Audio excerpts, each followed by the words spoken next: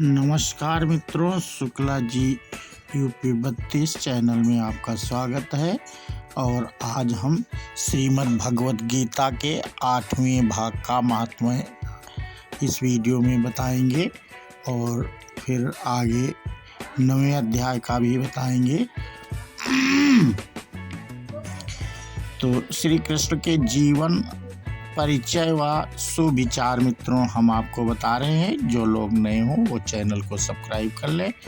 और दोस्तों, श्रीमद् भगवत गीता के महात्म्य का बहुत ही बड़ा महत्व है। इस महात्म्य में अनेकों संदेश छिपे हुए हैं, अनेकों रहस्य छुपे हुए हैं, जिसका अध्ययन करके हम अपने जीव के सार को समझ सकते हैं। श्रीमद् भगवत गीता स्वयं श्री कृष्ण के मुख से निकले हुए वचन हैं, जो असत्य नहीं हो सकते हैं। और मनुष्य के लिए गीता के महात्म्य, गीता के अर्थ को जानना बहुत ही आवश्यक है। गीता शास्त्रमिदं पूर्ण्यम या पठेत प्रायतः पुमान यदि। कोई भगवत गीता के उपदेशों का पालन करे तो वह जीवन के दुखों तथा चिंताओं से मुक्त हो सकता है। भय शोकादिवर्जितः, वह इस जीवन में सारे भय से मुक्त हो जाएगा और उसका अलग जीवन आध्यात्मिक होगा। तो मित्रों, इस प्रकार से हमने बताया और 8वें अध्याय का अब हम महात्म्य आपको बताएंगे। मित्रों, जरा ध्यान से सुनना जिससे आपकी समझ में आए। देवी भगवान शिव कहते हैं, देवी अब 8वें अध्याय का महात्म्य सुनो। उसके सुनने से तुम्हें बड़ी प्रसन्नता होगी। अब लक्ष्मी जी के पूछने पर भगवान विष्णु ने उन्हें इस प्रकार 8वें अध्याय का महात्म्य बतलाया था। दक्षिण में आदरपुर नामक एक प्रसिद्ध नगर है। वहाँ भाव शर्मा नामक एक ब्राह्मण रहता था, जिसने वेश्याओं को पत्नी बना कर रखा था। वह मांस खाता था, मदिरा पीता था, श्रेष्ठ पुरुषों का धन चुराता था, पराई स्त्री से व्याभिचार करता और शिकार खेलने में दिलचस्पी रखता था। वह बड़े भयानक स्वभाव का था और मन में बड़े बड़े हौसले रखता था। एक दिन मदिरा पीने वालों का समाज जुटा था।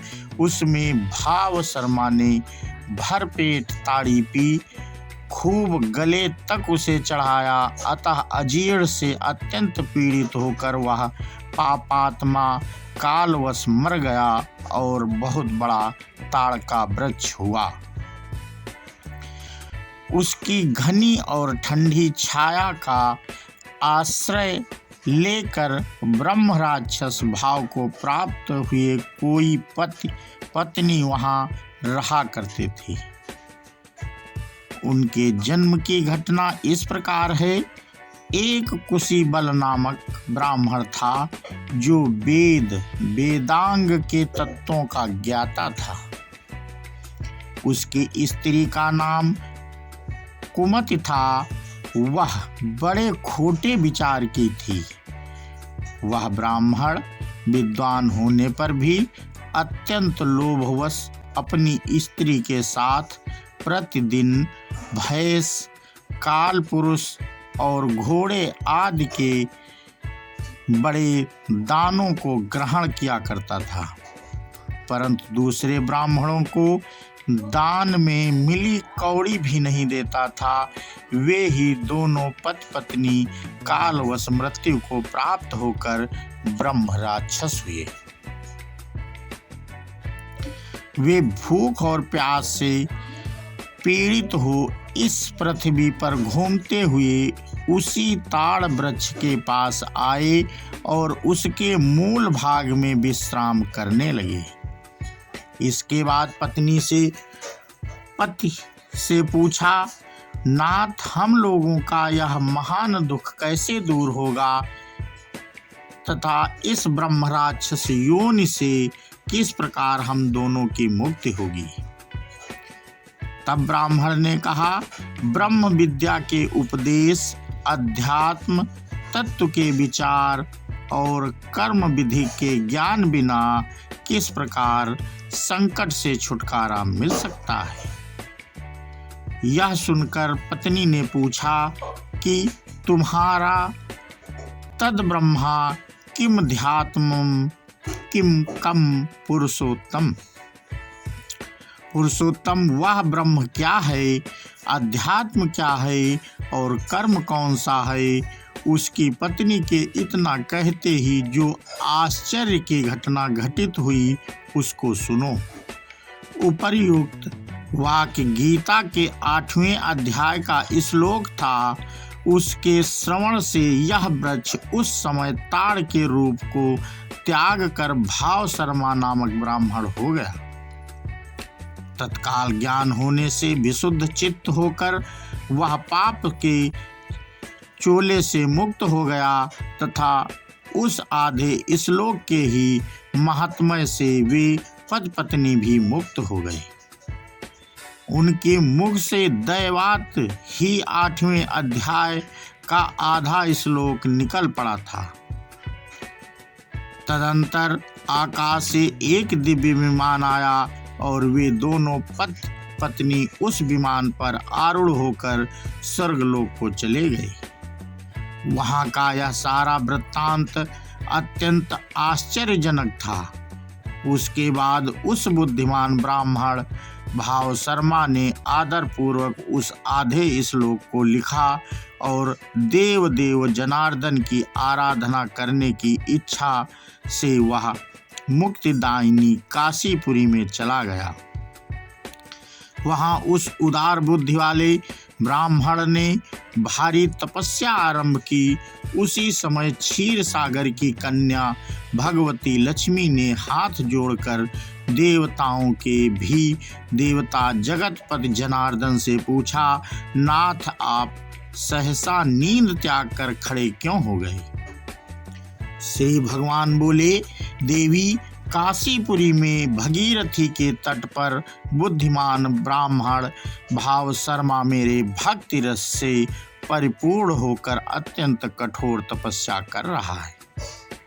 वह अपनी इंद्रियों को बस में करके गीता के 8वें आधे श्लोक का जप करता है। मैं उसकी तपस्या से बहुत संतुष्ट हूँ। बहुत देर से उसकी तपस्या के अनुरूप फल का विचार कर रहा था। प्रिय, इस समय वह फल देने को मैं उत्कंठित हूँ। पार्वती जी ने पूछा, भगवान श्री हरि सदा प्रसन्न होने पर भी जिसके लिए चिंतित हो उठे थे, उस भगवत भाव शर्मा ने कौन सा फल प्राप्त किया। श्री महादेवी देव जी बोले, देवी, द्विज ज्येष्ठ भाव शर्मा प्रसन्न हुए। भगवान विष्णु के प्रसाद को पाकर अत्यंतिक सुख मोक्ष को प्राप्त हुआ तथा उसके अन्य वंशज भी जो नरक यातना में पड़े थे, उसी के शुद्ध कर्म से भगवत माँ को प्राप्त हुए। पार्वती, यह 8वें अध्याय का महात्म्य तो था ही तुम्हें बताता हूँ, इस पर सदा विचार करते रहना।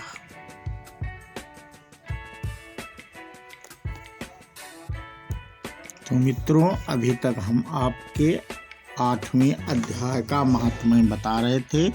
अब हम 9वें अध्याय का महात्म्य इस कथा में बताएंगे। तो मित्रों, ये ध्यान से सुनना और इसका फल प्राप्त करना। पार्वती महादेव जी 9वें अध्याय का है। पार्वती जी महादेव जी कहते हैं,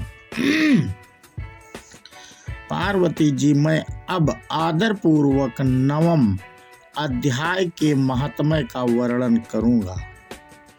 तुम स्थिर होकर सुनो। नर्मदा के तट पर महिष्मती नाम की एक नगरी है। वहां माधव नाम के एक ब्राह्मण रहते थे, जो वेद वेदांगों के तत्वज्ञ और समय पर आने वाले अतिथियों के प्रेमी थे। उन्होंने विद्या के द्वारा बहुत धन कमाकर एक महान यज्ञ का अनुष्ठान आरंभ किया। उस यज्ञ में बलि देने के लिए एक बकरा मंगाया गया।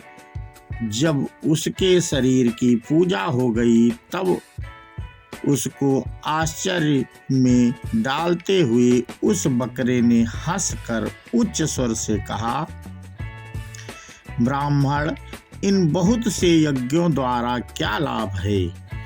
इनका फल तो नष्ट हो जाने वाला है तथा ये जन्म जरा और मृत्यु के भी कारण है। यह सब करने पर भी मेरी जो वर्तमान दशा है, इसे देख लो। बकरे के इस अत्यंत कौतूहलजनक वचन को सुनकर यज्ञ मंडप में रहने वाले सभी लोग बहुत ही विस्मित हुए तथा वे यजमान ब्राह्मण हाथ जोड़कर अपलक नेत्रों से देखते हुए बकरे को प्रणाम करके श्रद्धा और आदर के साथ पूछने लगे। ब्राह्मण बोले, आप किस जाति के थे? आपका स्वभाव और आचरण कैसा था तथा किस कर्म से आपको बकरे की योनि प्राप्त हुई? यह सब मुझे बताइए। बकरा बोला, ब्राह्मण, मैं पूर्व जन्म में ब्राह्मणों के अत्यंत निर्मल कुल में उत्पन्न हुआ था। समस्त यज्ञों का अनुष्ठान करने वाला और वेद विद्या में प्रवीण था। एक दिन मेरी स्त्री ने भगवती दुर्गा की भक्ति से विनम्र होकर अपने बालक के रोग की शांति के लिए बलि देने के निमित्त मुझसे एक बकरा मांगा। तत्पश्चात जब चंडिका के मंदिर में वह बकरा मारा जाने लगा, उस समय उसकी माता ने मुझे शाप दिया, ओ ब्राह्मण, नीच पापी, तू मेरे बच्चे का वध करना चाहता है, इसलिए तू भी बकरे की योनि में जन्म लेगा। द्विज श्रेष्ठ, तब कालवश मृत्यु को प्राप्त होकर मैं बकरा हुआ। यद्यपि मैं पशु योनि में पड़ा हूँ, तो भी मुझे अपने पूर्व जन्म का स्मरण बना हुआ है। ब्राह्मण, यदि आपको सुनने की उत्कंठा हो तो मैं एक और भी आश्चर्य की बात बताता हूँ। कुरुक्षेत्र नाम का एक नगर है जो मोक्ष प्रदान करने वाला है। वहाँ चंद्र शर्मा नामक एक सूर्यवंशी राजा राज्य करते थे। एक समय जबकि सूर्य ग्रहण लगा था, राजा ने बड़ी श्रद्धा के साथ काल पुरुष का दान करने की तैयारी की। उन्होंने वेद वेदांगों के परगामी एक विद्वान ब्राह्मण को बुलवाया और पुरोहित के साथ वे तीर्थ के पावन जल से स्नान करने को चले। तीर्थ के पास पहुंचकर राजा ने स्नान किया और 2 वस्त्र धारण किए। फिर पवित्र एवं प्रसन्नचित होकर उन्होंने श्वेत चंदन लगाया और बगल में खड़े हुए पुरोहित का हाथ पकड़कर तत्वलोचित मनुष्यों से घिरे हुए अपने स्थान पर लौट आए। अपने राजा ने यथोचित विधि से भक्ति पूर्वक ब्राह्मणों को काल पुरुष का दान दिया।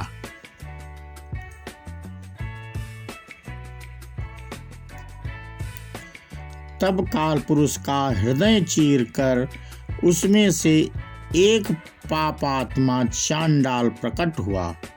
फिर थोड़ी देर के बाद निंदा भी चंडाली का रूप धारण करके काल पुरुष के शरीर से निकली और ब्राह्मण के पास आ गई। इस प्रकार चंडालों की वह जोड़ी आंखें लाल किए निकली और ब्राह्मण के शरीर में हठात प्रवेश करने लगी। ब्राह्मण मन ही मन गीता के 9वें अध्याय का जाप करते थे और राजा चुपचाप यह सब कौतुक देखने लगे। ब्राह्मण के अंतःकरण में भगवान गोविंद शयन करते थे, वे उन्हीं का ध्यान करने लगे। ब्राह्मण ने जब गीता के 9वें अध्याय का जप करते हुए अपने आश्रयभूत भगवान का ध्यान किया, उस समय गीता के अक्षरों से प्रकट हुए विष्णु दूतों द्वारा पीड़ित होकर वे दोनों चंडाल भाग चले। उनका उद्योग निष्फल हो गया। इस प्रकार इस घटना को प्रत्यक्ष देखकर राजा के नेत्र आश्चर्य से चकित हो उठे। उन्होंने ब्राह्मण से पूछा, विप्रवर, महाभयंकर आपत्ति को आपने कैसे पार किया? आप किस मंत्र का जाप कर तथा किस देवता का स्मरण कर रहे थे? वह पुरुष तथा वह स्त्री कौन थी? वे दोनों कैसे उपस्थित हुए? फिर वे शांत कैसे हो गए? यह सब मुझे बताइए। ब्राह्मण ने कहा, राजन, चंडाल का रूप धारण करके भयंकर पाप ही प्रकट हुआ था तथा वह स्त्री निंदा की साक्षात मूर्ति थी। मैं इन दोनों को ऐसा ही समझता हूँ। उस समय मैं गीता के 9वें अध्याय के मंत्रों की माला जपता था। उसका महत्मय है कि सारा संकट दूर हो गया। महीपते, मैं नित्य ही गीता के 9वें अध्याय का जप करता हूँ। उसी के प्रभाव से प्रतिग्रह जनित आपत्तियों के पार हो सका हूँ। यह सुनकर राजा ने उसी ब्राह्मण से गीता के 9वें अध्याय का अभ्यास किया। फिर वो दोनों ही परम शांति मोक्ष को प्राप्त हो गए। तो मित्रों, अभी तक आप 9वें अध्याय का महात्म्य सुन रहे थे। अब हम आपको 10वें अध्याय का महात्म्य बतलाते हैं। और भगवान शिव कहते हैं, सुंदरी, अब तुम 10वें अध्याय के महात्म्य की परम पावन कथा सुनो, जो स्वर्ग रूपी दुर्ग में जाने के लिए सुंदर सोपान और प्रभाव की चरम सीमा है। काशीपुरी में धीर बुद्धि नाम से विख्यात एक ब्राह्मण था, जो मुझ में प्रिय नंदी के समान भक्ति रखता था। वह पावन कार्तिक के अर्जन में तत्पर रहने वाला, शांत चित्त और हिंसा, कठोरता एवं दुस्साहस से दूर रहने वाला था। जितेंद्रिय होने के कारण वह निवृत्ति मार्ग में ही स्थित रहता था। उसने वेद रूपी समुद्र का पार पा लिया था। वह संपूर्ण शास्त्र के तात्पर्य का ज्ञाता था। उसका चित्त सदा मेरे ध्यान में संलग्न रहता था। वह मन को अंतरात्मा में लगाकर सदा सदा आत्मत्व का साक्षात्कार किया करता था।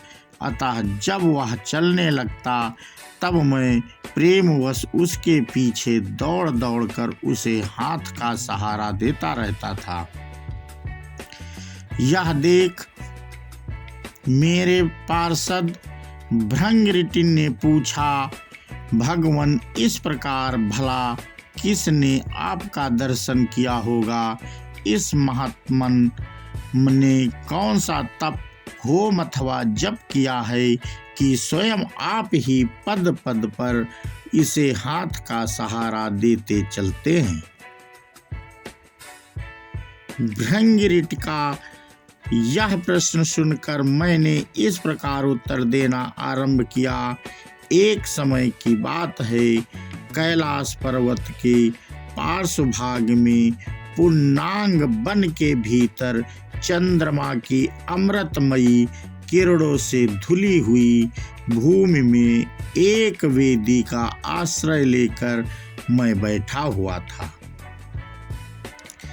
मेरे बैठने के क्षण भर बाद ही सहसा बड़े जोर की आंधी उठी। वहां के वृक्षों की शाखाएं नीचे ऊपर होकर आपस में टकराने लगीं। कितनी ही टहनियां टूट टूट कर बिखर गईं। पर्वत की अविचल छाया भी हिलने लगी।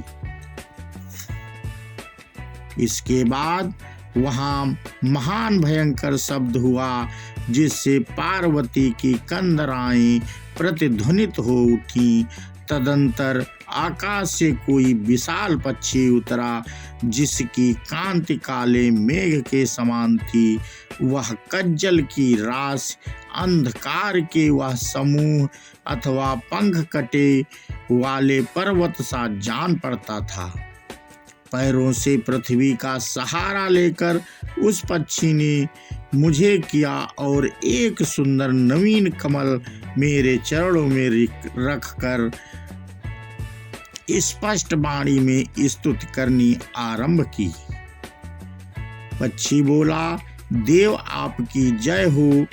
आप चिदानंदमयी सुधार के सागर तथा जगत के पालक हैं। सदा सदावान से युक्त एवं असक्त की लहरों से उल्लखित हैं। आपके वैभव का कहीं अंत नहीं है। आपकी जय हो। अद्वैत वासना से परिपूर्ण बुद्धि के द्वारा आप त्रिविध मलों से रहित हैं।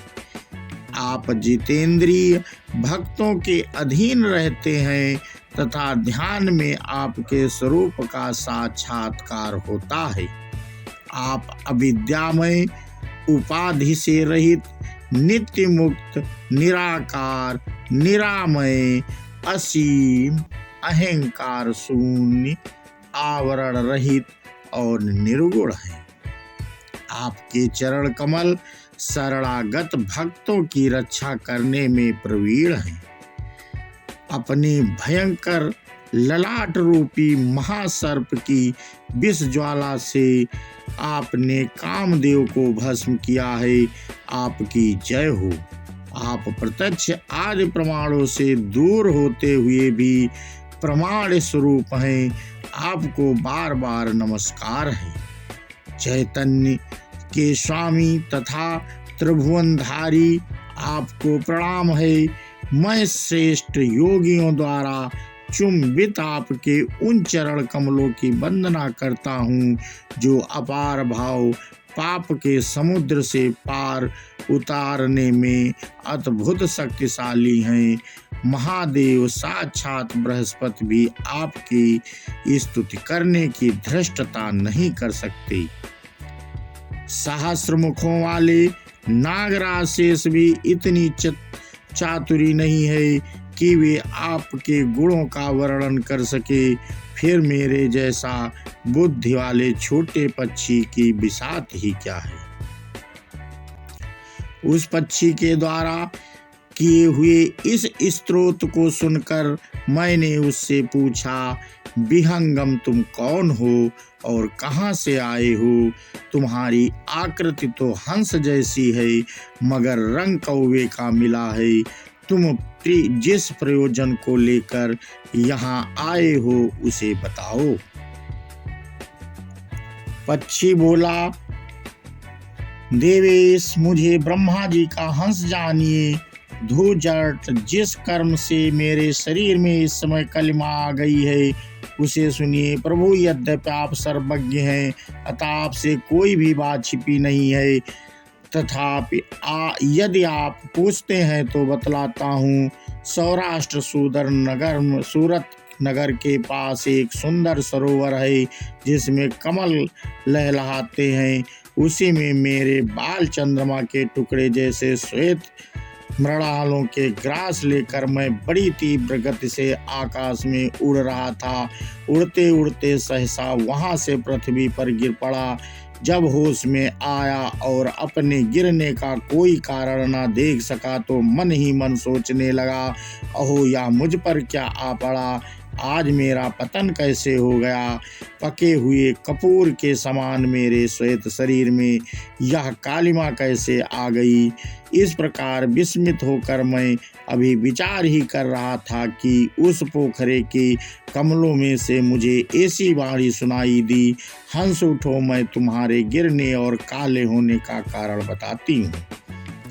तब मैं उठकर सरोवर के बीच गया और वहाँ 5 कमलों से युक्त एक सुंदर कमलिनी को देखा। उसको प्रणाम करके मैंने प्रदक्षिणा की और अपने पतन का सारा कारण पूछा।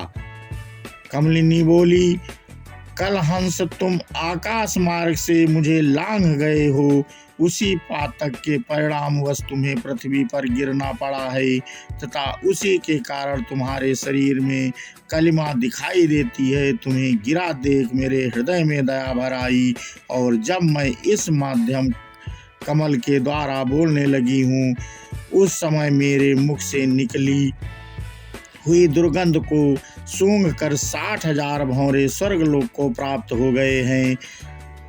पक्षराज, जिस कारण मुझ में इतना वैभव, ऐसा प्रभाव आया है, उसे बतलाती हूँ, सुनो। इस जन्म से पहले तीसरे जन्म में मैं पृथ्वी पर एक ब्राह्मण की कन्या के रूप में उत्पन्न हुई थी।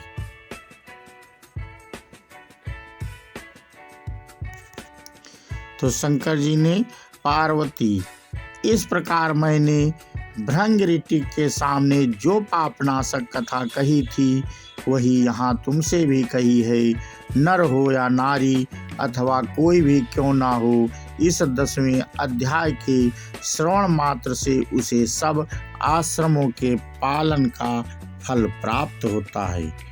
तो मित्रों, इस प्रकार हमने आपको 10वें अध्याय की कथा सुनाई और जो त्रुटि रह गई हो तो उसके लिए मित्रों हम क्षमा चाहते हैं।